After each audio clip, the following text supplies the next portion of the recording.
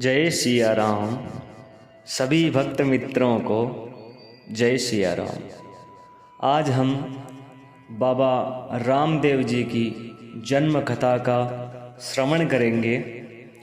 बाबा रामदेव जी का जन्म कहाँ हुआ और बाबा रामदेव जी का अवतरण किस प्रकार हुआ। बाबा रामदेव जी का जन्म तंवर वंश के राजा अजमल जी के घर विक्रम संवत 1462 में भाद्रपद शुक्ल द्वितीया, जिसे बाबारी बीज कहते हैं, उडू कश्मीर गांव में जो बाड़मेर में पड़ता है, वहाँ पे बाबा रामदेव जी का जन्म हुआ। बाबा रामदेव जी की माता का नाम मेणा दे और पत्नी का नाम नेतल दे था। बाबा रामदेव जी को कृष्ण का अवतार भी माना जाता है। बाबा रामदेव जी को रामसा पीर, रूणीचारा धनी, लीले घोड़े का असवार, पीरों का पीर आदि नामों से बाबा रामदेव जी को जाना जाता है। रामदेव जयंती प्रतिवर्ष भाद्रपद के शुक्ल पक्ष की द्वितीया तिथि को मनाई जाती है, जिसे बाबा रामदेव जी बीज कहते हैं। तो आइए बाबा रामदेव जी की जन्म कथा का हम श्रवण करते हैं। पौराणिक कथाओं के अनुसार राजा अजमल श्री कृष्ण के परम भक्त थे, लेकिन वह निसंतान थे। उनके कोई संतान नहीं थी, जिससे वह बहुत दुखी रहते थे। रामदेव जी के पिता राजा अजमल, जो द्वारिकाधीश के बहुत बड़े भक्त थे और हमेशा अपने राज्य के सुख शांति की कामना के लिए द्वारिका जाया करते थे, एक बार उनके राज्य में भयानक अकाल पड़ा और अजमल जी की राज्य में अच्छी बारिश की कामना लेकर द्वारिकाधीश पहुँचे। कि ऐसा माना जाता है कि भगवान द्वारिकाधीश की कृपा से उनके राज्य में बहुत अच्छी बारिश हुई। बरसात के दिन सुबह जब किसान अपने खेतों को जा रहे थे, तो रास्ते में उनकी मुलाकात अपने राजा अजमल जी से हुई। उन्हें देखकर किसान वापस घर की ओर जाने लगे। तो यह देखकर राजा ने पूछा कि तुम वापस क्यों जा रहे हो। तो किसानों ने कहा कि राजा अजमल जी, आप निसंतान हैं, इसलिए आपके सामने आना अपशकुन बन गया है। हम अपशकुन के समय में बुवाई नहीं करेंगे। अगर हम बुवाई करेंगे तो निसंदेह है हमारे अनाज की उत्पत्ति नहीं होगी।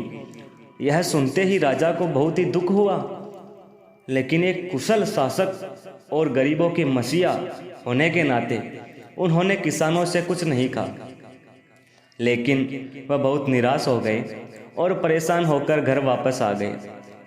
तब उन्होंने निश्चय किया कि संतान प्राप्ति की कामना से वे द्वारिकाधीश के दर्शन करने जाएंगे, और इसी इरादे से वे द्वारिकाधीश पहुँचे। भगवान द्वारिकाधीश के पास प्रसाद के रूप में लड्डू लेकर मंदिर में पहुँचने के बाद राजा अजमल जी ने बहुत दुखी होकर अपने भारी मन से अपनी सारी पीड़ा भगवान द्वारिकाधीश की मूर्ति के सामने रखी।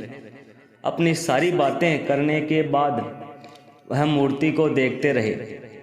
उसे लगा कि भगवान की मूर्ति उसे मुस्कुराते हुए देख रही है। यह देखकर अजमल जी क्रोधित हो गए और द्वारिकाधीश के लिए जो प्रसाद लेके आए थे, वो प्रसाद के रूप में लड्डू लेके आए थे, और लड्डू को द्वारिकाधीश की मूर्ति के सामने फेंक दिया। जो वह लड्डू द्वारिकाधीश की मूर्ति के सिर पर लग गया। इन सभी वाक्यों को देखकर मंदिर के पुजारी जी को लगा कि राजा पागल हो गया है। पुजारी जी ने राजा अजमल जी से कहा कि यह भगवान की मूर्ति नहीं है क्या? यह भगवान नहीं है, आप भगवान के ऊपर लड्डू फेंक रहे हो। तो राजा अजमल जी ने कहा कि यह भगवान नहीं है, मुझे भगवान कहाँ मिलेंगे। तो यह सब बातें सुनकर पुजारी जी ने कहा कि भगवान समुद्र में सो रहे हैं, अगर आप उससे मिलना चाहते हो, भगवान से मिलना चाहते हो तो समुद्र में जाइए और उनसे मिलिए। राजा बहुत दुखी होकर समुद्र के किनारे गए और समुद्र में कूद गए। राजा अजमल जी को भगवान द्वारिकाधीश समुद्र में प्रकट हुए और भगवान द्वारिकाधीश ने राजा अजमल जी को अपने स्वरूप का दर्शन दिया। श्री कृष्ण ने स्वयं बलराम जी को उनके घर उपस्थित होने का वरदान भी दिया और कहा कि वे स्वयं पुत्र के रूप में राजा अजमल के घर भादवे की दूज के दिन आएंगे। राजा अजमल ने देखा कि प्रभु के सिर पर एक पट्टी बंधी हुई है। राजा अजमल जी ने भगवान से पूछा कि आपको यह चोट कैसे आई प्रभु। भगवान बोले कि मेरे एक प्रिय भक्त ने मुझे लड्डू से मारा। यह सुनकर राजा बहुत शर्मिंदा हुआ। अजमल ने भगवान से कहा, मैं अज्ञानी कैसे जान सकता हूँ कि तुम मेरे घर आए हो। तो भगवान ने कहा कि जब मैं आपके घर आऊँगा तो आंगन में कुमकुम के पैरों के निशान बन जाएंगे और मंदिर के शंख अपने आप बजने लगेंगे। यह सुनकर अजमल जी खुशी खुशी अपने घर को लौट गए और अपनी रानी को सारी बात बताई। अपने निश्चित समय के बाद और भगवान के वरदान के अनुसार पहले बलराम जी ने राजा अजमल की पत्नी मेणादे के गर्भ से वीरमदेव के रूप में जन्म लिया।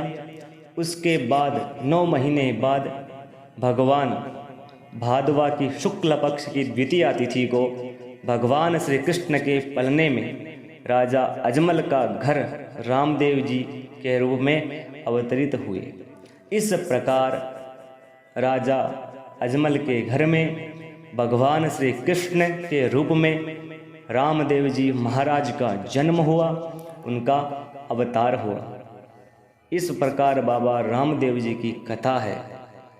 और बाबा रामदेव जी का मेला भाद्रपद शुक्ल द्वितीया से भाद्रपद शुक्ल एकादशी तक रुणीचा जैसलमेर में भरता है। रुणीचा में बाबा रामदेव जी ने भाद्रपद शुक्ल एकादशी को समाधि भी ली थी, इसलिए इस स्थान को रामदेवरा नाम से भी जाना जाता है। इस प्रकार बाबा रामदेव जी की कथा हमने सुनी। यह कथा आपको अच्छी लगी तो कथा को लाइक कीजिए और अपने चैनल को सब्सक्राइब कीजिए। जय सिया राम।